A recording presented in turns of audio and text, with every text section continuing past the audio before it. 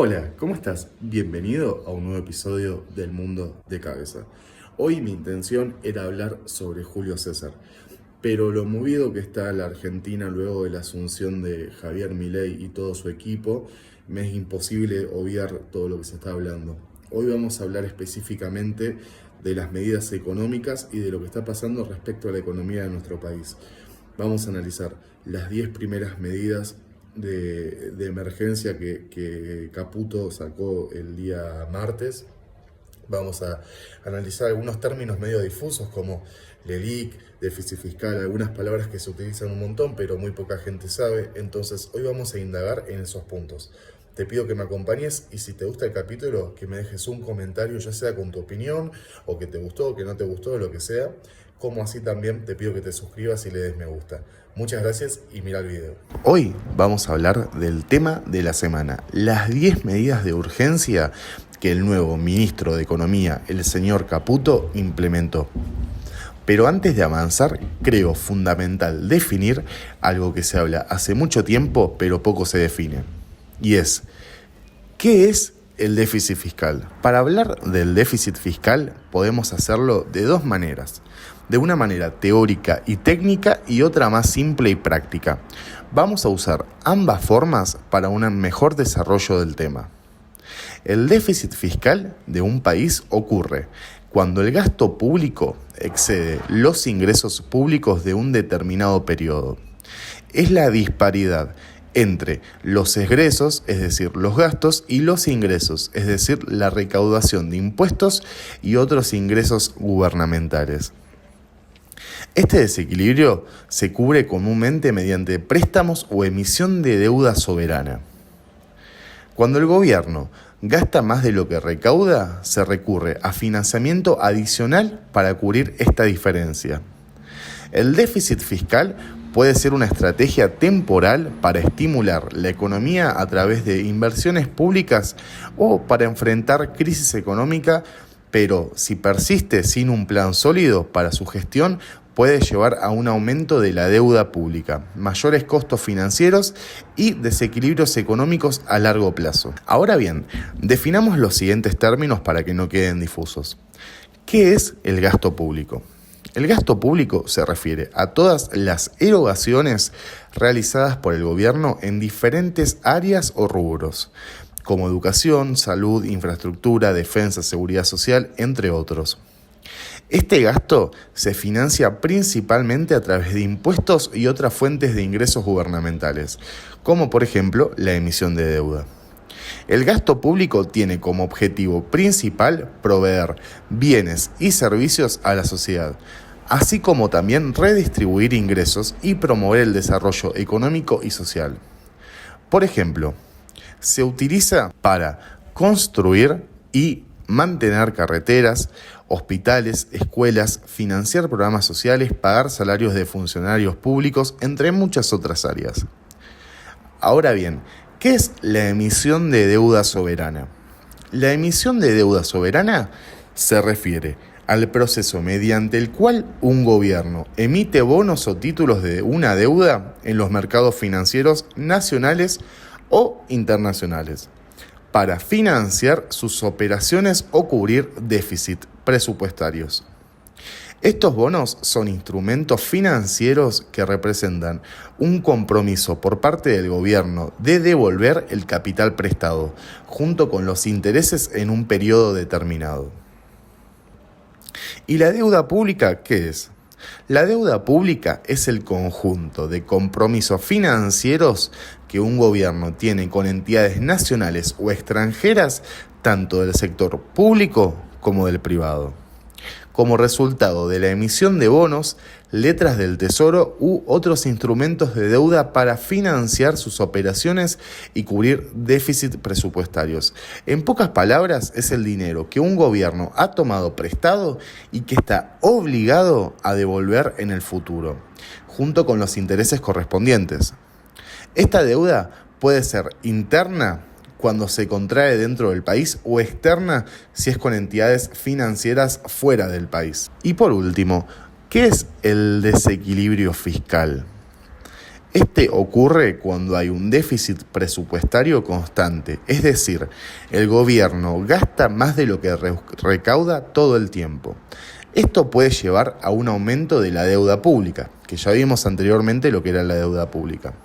Dentro del desequilibrio fiscal tenemos varios tipos de desequilibrios. Vamos con el primero, es el comercial, que sucede cuando un país importa, es decir, trae de afuera para adentro, por ejemplo, traemos de Estados Unidos hacia Argentina, importa más de lo que exporta, es decir, más de lo que sacamos de Argentina hacia el mundo. Esto puede llevar a un déficit comercial, lo que significa que el país está gastando más en bienes extranjeros de lo que está ganando vendiendo sus propios bienes en el extranjero. Después tenemos el desequilibrio monetario. Se da cuando hay una alta inflación o una fuerte deflación, lo que afecta el valor de la moneda nacional y puede generar inestabilidad económica. Desequilibrio en el mercado laboral. Si hay altas tasas de desempleo o subempleo persistente, se considera un desequilibrio en el mercado laboral. Y por último, desequilibrio en la balanza de pagos. Esto ocurre cuando un país tiene problemas para pagar sus deudas externas, lo que puede producir o conducir a problemas financieros a nivel internacional. Es decir, todo lo que estamos viendo del desequilibrio económico, Argentina cumple con cada uno de ellos, ya sea con el fiscal, el comercial, el monetario o el del mercado laboral. Cualquiera de todos ellos, Argentina cumple con todo. En términos muy claros y precisos, podemos decir que el déficit fiscal es cuando un Estado gasta más de lo que le ingresa. Es cuando vos en tu casa gastas 200 y te ingresa 90. Vas a tener un déficit de 110. Ahora veamos los últimos años de la Argentina con relación al déficit fiscal. Vamos a usar como dato la página que se llama Datos Macro, que tiene datos hasta el año 2021. Vamos a comenzar con el 2010. El 2010 hubo un déficit fiscal de 4.4 el PBI, es decir, el Producto Bruto Interno. En 2011, 10.4 puntos del PBI. En 2012, 13.6 puntos del PBI. En 2013, 14.9% del PBI. En 2014, 18 puntos del PBI. En 2015, 34 puntos del PBI. 2016, 33 puntos del PBI. 2017, 38 puntos del PBI. 2018, 24 puntos del PBI. 2019, 17 puntos del PBI. 2020, 29 puntos del PBI. Y 2021, 17 puntos del PBI. Es decir, desde el 2010 al 2021, siempre Argentina tuvo déficit fiscal. Argentina, desde el 2010 al 2021, gastó más de lo que le ingresó. Ahora profundicemos en las 10 políticas de emergencia del nuevo gobierno. Veamos una por una cuáles son. No se renuevan los contratos laborales del Estado que tengan menos de un año de vigencia. Una práctica habitual en la política, esta de incorporar miles de familiares y amigos antes de un cambio de gobierno para mantener sus privilegios. 2. Se decreta la suspensión de la pauta de gobierno nacional por un año. Durante el 2023, entre Presidencia y los ministerios, se gastaron 34.000 millones de pesos en pauta. No hay plata para gastos que no sean estrictamente necesarios y mucho menos para sostener con plata de los contribuyentes medios que se crean solo para alabar las virtudes de los gobiernos de turno. 3. Conforme la ley de ministerios decretada por el presidente, los ministerios se reducirán de 18 a 9 y las secretarías de 106 a 54.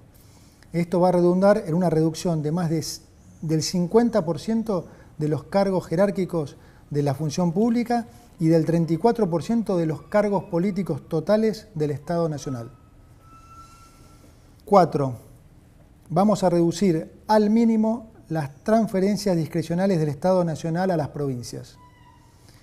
Recursos que lamentablemente en nuestra historia reciente se han usado como moneda de cambio para intercambiar favores políticos, para hacer política, digamos. 5. El Estado Nacional no va a licitar más obra pública nueva y va a cancelar las licitaciones aprobadas cuyo desarrollo aún no haya comenzado. Como dije antes, no hay plata para pagar más obra pública que, como todos sabemos, muchas veces termina en los bolsillos de los políticos y los empresarios. La obra pública ha sido siempre uno de los principales focos de corrupción del Estado y con nosotros eso se termina. Las obras de infraestructura en Argentina serán realizadas por el sector privado, ya que el Estado, como dije, no tiene ya plata ni financiamiento para llevarlas a cabo. 6. Vamos a reducir subsidios a la energía y al transporte.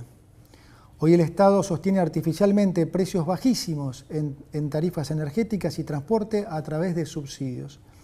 La política siempre lo ha hecho porque de esa forma engañan a la gente haciéndoles creer que les ponen plata en el bolsillo. Pero como todos los argentinos ya se habrán dado cuenta, estos subsidios no son gratis, sino que se pagan con inflación. Lo que te regalan en el precio del boleto, te lo cobran con los aumentos en el supermercado. Y con la inflación esta, son los pobres, finalmente, los que terminan financiando a los ricos. Adicionalmente, los subsidios al transporte en el AMBA son un acto de profunda discriminación con las provincias del interior. Vamos a terminar con esta discriminación al interior. 7. Vamos a mantener los planes potenciar trabajo de acuerdo a lo establecido en el presupuesto del año 2023. Y vamos, sobre todo, a fortalecer las políticas sociales que son recibidas directamente por quienes las necesitan, esto es, sin intermediarios, como la asignación universal por hijo y la tarjeta alimentar. 8. Vamos a sincerar el tipo de cambio oficial. El tipo de cambio oficial va a pasar a valer 800 pesos para que los sectores productivos tengan los incentivos adecuados para aumentar su producción. Esto va a estar acompañado por un aumento provisorio del impuesto país a las importaciones y a las retenciones de las exportaciones no agropecuarias. De esta manera, beneficiamos a los exportadores con un mejor precio y equiparamos la carga fiscal para todos los sectores, dejando de discriminar al sector agropecuario. Finalizada esta emergencia, vamos a avanzar en la eliminación de todos los derechos de exportación, que son un gravamen perverso, que claramente no nos gusta y que entorpece el desarrollo argentino. 9. Reemplazaremos el sistema de importaciones SIRA por un sistema estadístico y de información de importaciones que no requerirá de la aprobación previa de licencias. Se termina así la discrecionalidad y se garantiza la transparencia del proceso de aprobación de las importaciones, es decir, el que quiera importar podrá hacerlo y punto. Acabamos de escuchar las 10 medidas que Caputo anunció que el gobierno va a llevar a cabo. Ahora bien, yo creo que es importante que nos centremos en un par de estas 10 medidas. En principio, la primera, ¿no? Que nos dice que aquellas personas que trabajen o que hayan entrado a trabajar para el Estado en el último año no se le va a renovar el contrato. Esto es importante, ¿en qué sentido? O sea, lo que nos están diciendo es, ya sea que entraste por un cargo político o no, no se te va a renovar. Entonces, en cierto punto está bueno porque se corta todo lo que nosotros conocemos como los ñoquis o aquellas personas que entraron por decreto en el último año del gobierno anterior, pero también termina siendo en cierto punto contraproducente para aquellas personas que entraron en buena ley, ¿no? Entonces, es como las dos caras de la misma moneda. Por otra parte, llevar el dólar a 800 pesos en principio termina siendo una medida negativa, porque lo que está haciendo es una devaluación del 56% más o menos de la moneda argentina. Es decir, que de un día para otro todos pasamos o sea, el nivel adquisitivo bajó un 56.6% respecto al día anterior en 24 horas. Pero en cierto punto también está bien eso. ¿Por qué está bien? Porque lo que está haciendo es sincerar el cambio, dejar de tener el dólar pisado, que es lo que genera esa brecha cambiaria, es decir, entre el dólar oficial y el blue. Pasamos de una brecha de 400 pesos a 1000, de 800 a 1200, o sea, la brecha cambió. En cierto punto eso está bueno. pero como le decía recién, son las dos caras de la misma moneda. Y por último, y creo que también es importante, que más allá de que el gobierno actual durante toda la campaña dijo cortar con todos los subsidios, vemos que van a mantener la AUH y la tarjeta alimentar, y es de todas maneras a la AUH, es decir, a la universal por hijo, la aumentan un 100% y un 50% la tarjeta alimentar. Es decir, que están previendo que va a haber una situación de crisis muy importante. Por eso es que le dan esas posibilidades a las personas que menos tienen. Y por último, y creo que muy importante, pero muy importante, y que yo realmente en esta medida coincido al 100%, es cortar con los subsidios en AMBA. Porque ¿qué pasaba? En Capital Federal vos vas y para pagar el cole son 60 pesos. Y acá en Neuquén vos querés ir y ahora están algunos hasta en 500 pesos. Entonces creo que si vamos a tener un país federal, sí se deben tener las reglas iguales para todos. Por eso en esta medida yo estoy 100% de acuerdo. Y por último, y para finalizar el video, también te quiero contar algo que se habla mucho. Es moneda corriente escuchar hablar de las LELIQ. ¿Qué son las LELIQ? Las letras de liquidez del Banco Central, comúnmente conocidas como LELIQ, este instrumento financiero de deuda remunerada, restringido a entidades bancarias y bajo el control del Banco Central, fue objeto de debate debido a su impacto en la economía del país. Las LELIQ fueron introducidas por el entonces presidente del Banco Central, Federico Sturzenegger, en el año 2018. Con el objetivo de controlar la emisión monetaria y evitar la inflación. Estas letras de deuda emitidas por el Banco Central ofrecen tasas de interés que superan el 100%. Funcionan como una herramienta para reducir la cantidad de pesos circulantes y por lo tanto mitigar la demanda de dólares. En términos prácticos, los bancos invierten su dinero en LELIQ a la tasa fijada por el Banco Central y este último paga los intereses. A su vez, los bancos ofrecen plazos fijos a los ahorristas como un producto basado en estas inversiones. Así es como llegamos al final del video del día de la fecha. Realmente espero que te haya gustado. Traté de ser lo más claro con todos los conceptos posibles. También preferí, en vez de explicarte yo una por una cuáles eran las medidas de Caputo, preferí que vos puedas escucharlas de él mismo y después por lo menos dar mi interpretación personal, que no deja de ser eso, personal. Y también, si llegaste al final del video, te pido por favor que dejes un like, un me gusta, si estás en Spotify, que puntúes el podcast de la manera que vos puedas. Realmente me ayudas muchísimo. Espero que te haya gustado y nos vemos el lunes. Hasta luego.